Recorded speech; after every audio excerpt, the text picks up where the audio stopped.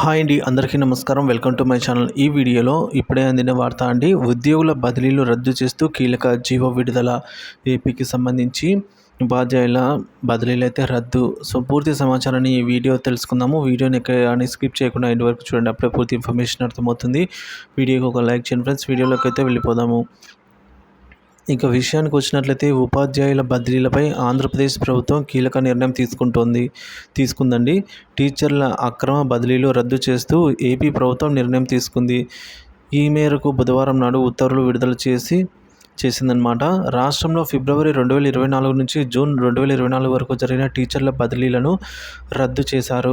AP విద్యాశాఖ ఈ ఉత్తర్వులను జారీ చేసింది. ఎన్నికలకు ముందు వైసీపీ ప్రభుత్వం టీచర్ల బదిలీలను రద్దు చేస్తూ కూటమి ప్రభుత్వం నిర్ణయం తీసుకుంది. గత కొన్ని రోజుల నుంచి టీచర్ల బదిలీలో పారదర్శకత, జవాబుదారీతనం ఉంటుందని ఏపీ విద్యాశాఖ మంత్రి నారా లోకేష్ గారు చెబుతూనే ఉన్నారు. ఈ క్రమంలో ఈ ఏడాది ఫిబ్రవరి నుంచి జూన్ వరకు జరిగిన ఉపాధ్యాయులు, హెడ్ మాస్టర్ల బదిలీలను రద్దు చేస్తూ రాష్ట్ర విద్యాశాఖ ఉత్తర్వులను జారీ చేసిందండి.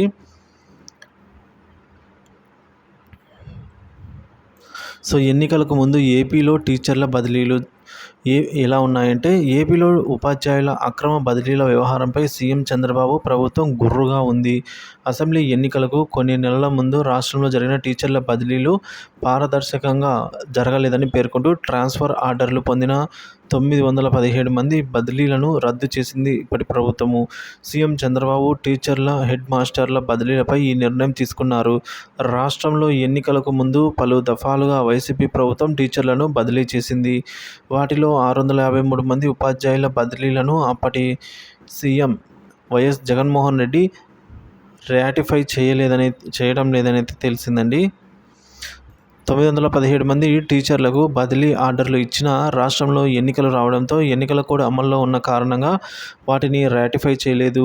దీంతో టీచర్ల ట్రాన్స్ఫర్లు అయినప్పటికీ ఆర్డర్స్ రాని కారణంగా పాత స్థానాల్లోనే వారంతా కొనసాగుతున్నారు. ఎన్నికల తర్వాత ఏపీలో ప్రభుత్వం మారింది. చంద్రబాబు నేతృత్వంలోని కూటమి ప్రభుత్వం అధికారంలోకి అయితే వచ్చింది.